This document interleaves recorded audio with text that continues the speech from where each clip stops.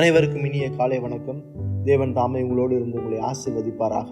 நாம் தொடர்ச்சியாக யோவான் சுவிசேஷத்திலிருந்து நாம் சிந்தித்து வருகிறோம். இந்த நாளிலும் கூட நாம் யோவான் சுவிசேஷம் 1 அதிகாரம் 16வது வசனத்தை வாசித்து சிந்திக்கலாம். அவருடைய பரிபூர்ணத்தினால் நாம் எல்லாரும் கிருபையின் மேல் கிருபை பெற்றோம் என்பதே. நாம் தொடர்ச்சியாக இந்த யோவான் சுவிசேஷத்திலிருந்து இயேசு கிறிஸ்துவை எப்படி விசுவாசிப்பதின் மூலமாக நித்திய ஜீவன் என்ற கேள்விக்கான பதிலை நாம் தியானித்து வருகிறோம்.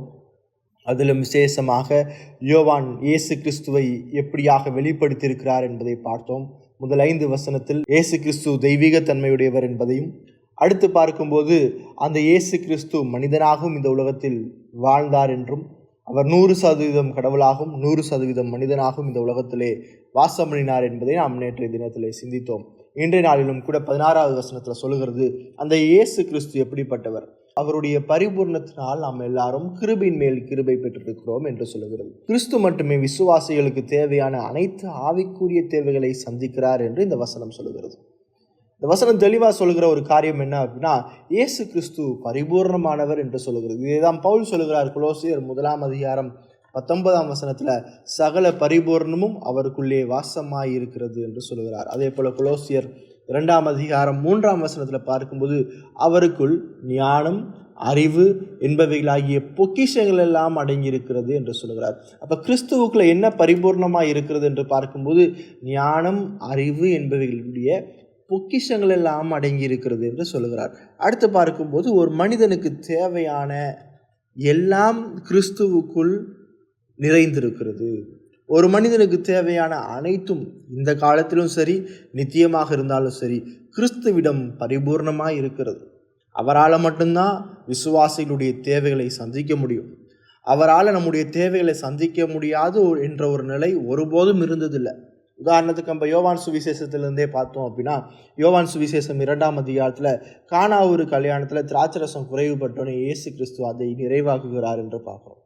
யோவான் சுவிசேஷம் 8ஆம் அதிகாரத்தில் விபச்சாரத்தில் கையுமையுமாக பிடிக்கப்பட்ட ஸ்திரீக்கு அங்கே மன்னிப்பு தேவைப்படும் போது மன்னிப்பை கொடுக்கிறார் என்று பார்க்கிறோம். அடுத்து யோவான் சுவிசேஷம் 6ஆம் அதிகாரத்தில் மக்கள் பசியாக இருக்கும்போது 5 அப்பம் 2 மீனை கொண்டு 5000 பேருக்கு மேற்பட்ட ஜனங்களுக்கு போஷிக்கிறார் என்று பார்க்கிறோம். அது போதுமான அளவுக்கு பரிபூர்ணமாய் போஷித்தார் என்று பார்க்கிறோம். அடுத்து பிறவி குருடனுடைய கண்ணை திறக்கிறார் என்று பார்க்கிறோம்.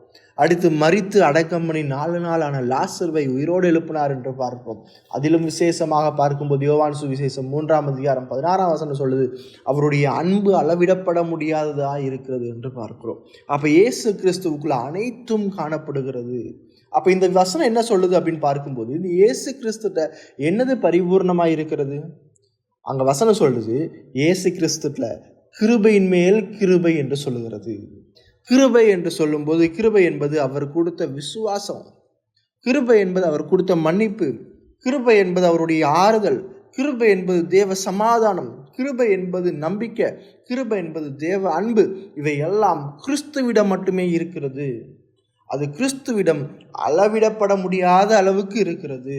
கிறிஸ்து இதை விசுவாசிகளுக்கு தாராளமாய் எப்பொழுதும் எக்காலத்திற்கும் நித்தியமாய் பொழிந்து கொண்டே இருக்க போகிறார். அதுதான் இந்த வசனம் சொல்லுது. அப்போ இந்த வசனம் என்ன சொல்லுது அப்படின்னா, கிறிஸ்து போதுமானவர். ஒரு மனிதனுடைய வாழ்க்கைக்கு இயேசு போதுமானவர். அதனால யோவான் சுவிசேஷம் 4ஆம் அதிகாரத்தில் 14ஆம் வசனத்தில் பார்க்கும்போது, நான் கொடுக்கும் தண்ணீரை குடிக்கிறவனுக்கோ ஒரு காலமும் தாகம் உண்டாகாது.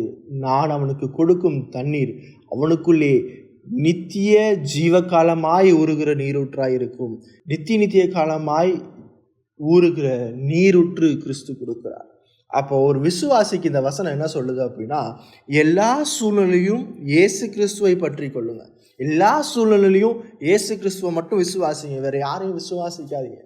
இயேசு கிறிஸ்து போதுமானவர். இயேசு கிறிஸ்து பரிபூர்ணமான தேவன். அவருடைய மனுஷன் இன்னைக்கு நான் ஆவிக்குரிய நிலையில் பலவீனமாக இருந்தால் இயேசுகிட்ட போங்க. சரீரப்பிரகாரமாக பலவீனமாக இருந்தால் இயேசுகிட்ட போங்க. பொருளாதார நிலையில் பலவீனமாக இருந்தால் இயேசுகிட்ட போங்க. என்னுடைய மனதளவில் நான் பலவீனமாக இருந்தால் இயேசுகிட்ட போங்க. எப்பப்பெல்லாம் நான் பலவீனமாக இருக்கிறேனோ அப்பப்பெல்லாம் இயேசுகிட்ட போங்க. ஏன்னா அவர் பரிபூர்ணமுள்ள தேவன். அவர் பரிபூர்ணத்தால் நிறைந்திருக்கிறார். அவர் கிருபையின் மேல் கிருபையை நமக்கு கொடுத்து கொண்டே இருக்கிறார். அவர் மன்னிப்பை அளவில்லாமல் கொடுக்கிறார். அவர் விசுவாசத்தை அளவில்லாமல் கொடுக்கிறார். நான் ஏன் இயேசுவை விசுவாசிக்கணும்? ஏன்னா அவர் இன்னைக்கும் தன்னுடைய மன்னிப்பை அளவில்லாமல் கொடுத்து கொண்டே இருக்கிறார்.